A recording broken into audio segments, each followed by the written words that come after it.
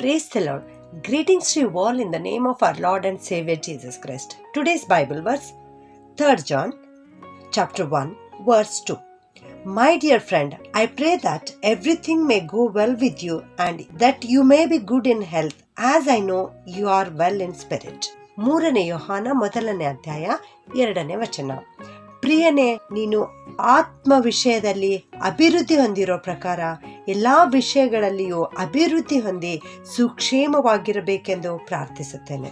ನಮ್ಮ ದೇವರು ಇವತ್ತು ಒಂದು ಅದ್ಭುತವಾದ ವಾಗ್ದಾನದ ವಚನವನ್ನು ನಮಗೆ ಕೊಡ್ತಾ ಇದ್ದಾರೆ. ಏನೆಂದರೆ, ಆತನು ನಮಗಾಗಿ ಪ್ರಾರ್ಥನೆ ಮಾಡುವಾತನಾಗಿದ್ದಾನೆ. ದೇವರು ನಮಗಾಗಿಯೇ ಈ ಲೋಕಕ್ಕೆ ಬಂದು ಗೋದಲಿಯಲ್ಲಿ ಜನಿಸಿ ನರಮಾನವನಾಗಿ ಹುಟ್ಟಿ ನಮಗಾಗಿ ಸತ್ತು ಹೂಣಲ್ಪಟ್ಟು 3ನೆಯ ದಿನದಲ್ಲಿ ಎದ್ದು ಬಂದು ತಂದೆಯಾದ ದೇವರ ಬಲಪಾರ್ಶ್ವದಲ್ಲಿ ಕುಳಿತುಕೊಂಡು ನಮಗೋಸ್ಕರ ಪ್ರತಿನಿತ್ಯ ಪ್ರತಿ ಕ್ಷಣದಲ್ಲಿ ತಂದೆಯಾದ ದೇವರಲ್ಲಿ ಪ್ರಾರ್ಥನೆ ಮಾಡುವಾತನಾಗಿದ್ದಾನೆ.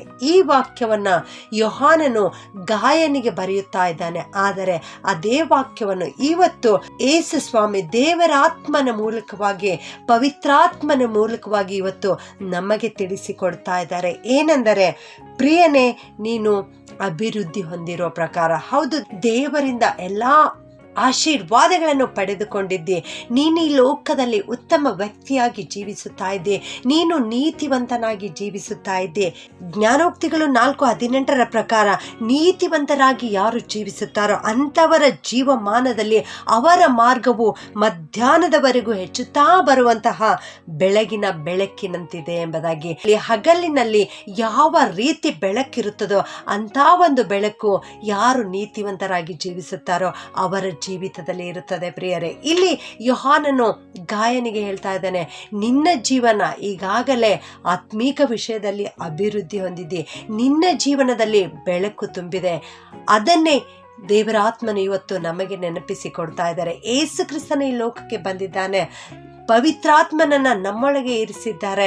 ಈಗ ನಮ್ಮ ಜೀವನ ಬೆಳಗಿನ ಬೆಳಕಿನಂತಿದೆ. ಹೀಗಿರುವಾಗ ದೇವರು ಆತ್ಮೀಕ ವಿಷಯದಲ್ಲಿಯೂ ಮತ್ತು ಲೌಕಿಕ ವಿಷಯದಲ್ಲೂ ನೀನು ಅಭಿವೃದ್ಧಿ ಹೊಂದಬೇಕು ಎಂಬುದಾಗಿ ನಿನಗಾಗಿ ತಂದೆಯಾದ ದೇವರ ಬಳಿಯಲ್ಲಿ ಪ್ರಾರ್ಥನೆ ಮಾಡ್ತಾ ಇದ್ದಾರೆ.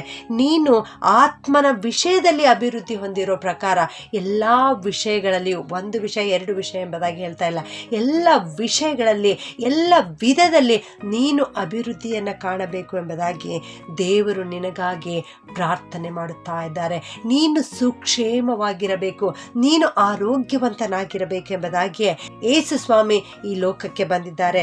ಲೂಕ 5:31 ನಾವು ನೋಡ್ತೇವೆ, ಕ್ಷೇಮದಿಂದಿರುವವರಿಗೆ ವೈದ್ಯನು ಬೇಕಾಗಿಲ್ಲ, ಕ್ಷೇಮವಿಲ್ಲದವರಿಗೆ ಬೇಕು ಎಂಬುದಾಗಿ. ಯಾರು ಈ ಲೋಕದಲ್ಲಿ ಕ್ಷೇಮವಿಲ್ಲದವರಾಗಿ ಜೀವಿಸ್ತಾ ಇದ್ದಾರೋ, ಆರೋಗ್ಯವನ್ನು ಕಳೆದುಕೊಂಡಿದ್ದಾರೋ, ಅನಾರೋಗ್ಯವಾಗಿ ಬಳಲುತ್ತಾ ಇದ್ದಾರೋ, ಹಾಸಿಗೆಯಲ್ಲಿದ್ದಾರೋ, ಆಸ್ಪತ್ರೆಯಲ್ಲಿದ್ದಾರೋ, ಅಂಥವರಿಗಾಗಿ ಯೇಸು ಸ್ವಾಮಿ ಈ ಲೋಕಕ್ಕೆ ಬಂದಿದ್ದಾರೆ.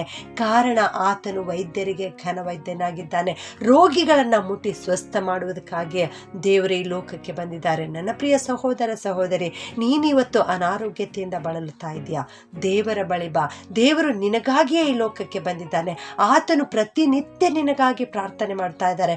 ನೀನು ಒಂದು ಮಾತು ಮಾತ್ರ ಯೇಸು ಸ್ವಾಮಿಯ ಬಳಿ ಬಂದು ಹೇಳು, ದೇವರೇ ನನ್ನನ್ನು ಗುಣಪಡಿಸು ಎಂಬುದಾಗಿ ನೀನು ಪ್ರಾರ್ಥನೆ ಮಾಡು.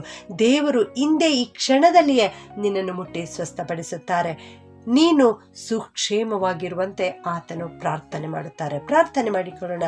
ಪ್ರೀತಿಯ ಪರಲೋಕದ ತಂದೆಯೇ, ನಿಮಗೆ ಸ್ತೋತ್ರಪ್ಪ. ಇಂದು ನೀವು ಕೊಟ್ಟಿರೋ ವಾಗ್ದಾನದ ವಾಕ್ಯಕ್ಕೋಸ್ಕರ ಸ್ತೋತ್ರ ಸ್ವಾಮಿ. ನಾವು ಅಭಿವೃದ್ಧಿಯನ್ನು ಕಾಣಬೇಕೆಂಬುದಾಗಿ ನೀನು ಆಶಿಸುತ್ತಾ ಇದ್ದಿ ದೇವರೇ. ನಾವು ಸುಕ್ಷೇಮವಾಗಿರಬೇಕೆಂದು ನೀನು ನಮಗಾಗಿ ಪ್ರಾರ್ಥನೆ ಮಾಡುತ್ತಾ ಇದ್ದಿ ಸ್ವಾಮಿ. ಅದಕ್ಕಾಗಿ ನಿಮಗೆ ಸ್ತುತಿ ಸ್ತೋತ್ರವನ್ನು ಸಲ್ಲಿಸ್ತೇವೆ ದೇವ. ಅಪ್ಪ ಕರ್ತನೆ, ಯಾರ್ಯಾರು ಅನಾರೋಗ್ಯತೆಯಿಂದ ಬಳಲುತ್ತಾ ಇದ್ದಾರೋ ಅವರೆಲ್ಲರನ್ನ ಮುಟ್ಟು ಕರ್ತನೆ. ಅಪ್ಪ, ನಮ್ಮೆಲ್ಲರಿಗೆ ನೀವು ಆತ್ಮೀಕ ಆಶೀರ್ವಾದಗಳಿಂದ ಅಭಿವೃದ್ಧಿ ಪಡಿಸ್ರಿ ಕರ್ತನೆ. ಆಶೀರ್ವಾದ ಮಾಡ್ರಿ ಸ್ವಾಮಿ.